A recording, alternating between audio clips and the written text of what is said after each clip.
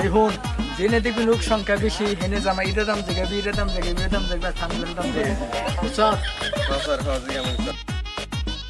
এই শোন এই সময় আমি আলোচনা করবো 100 বার করি এই ফোন আছে ওই ফোন আছে রে ওইগুলা কার আইতাছে প্যান্ট শার্ট পইরা বড় লোকটা দেখা যাইতাছে। ভাই ওই যে একজন লোক দেখা যাইতাছে। চলো আমরা আলোচনা করি আমরা। এই ওটা অনেক না। এই বন্ধু কি খবর? বন্ধু কইতাছে দিনার মাত্র। এই তুই মা বানালি না বন্ধু হ বিদেশে কবে আইলি? আর কোস না গতকাল তে বন্ধু কি খবর? বইটা জানিছে কোয়ার কি হলো 2 লাখ টাকা নিছে। ভাই জরুরি ফোন আছে।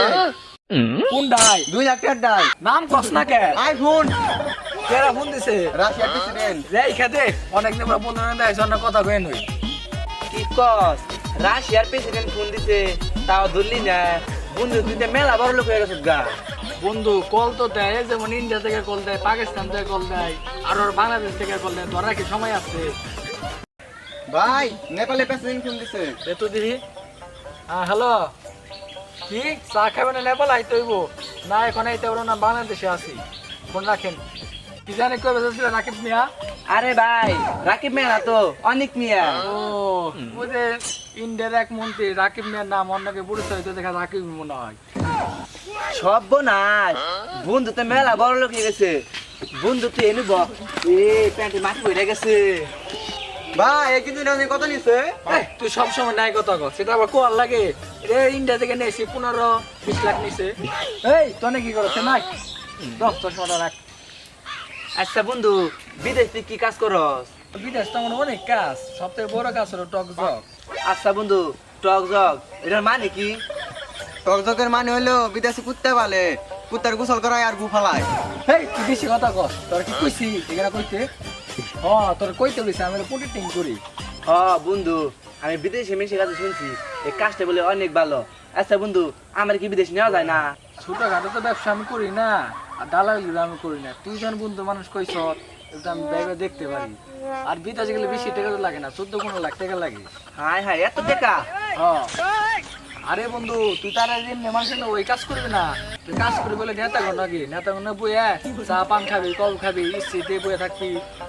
আচ্ছা বন্ধু 15 লাখ টাকা বিদেশ দামু বেতন কত দিব? বেতনের কথা কইতেছ মাস শেষে মনে কথা ব্যাংকে ছেড়ে দেবো খাম শেষে যত ওটা পারবে এতই তো। হ্যাঁ হ্যাঁ কি কস বন্ধু এত টাকা বেতন? তাহলে আমি কালকে বিদেশ যাবো।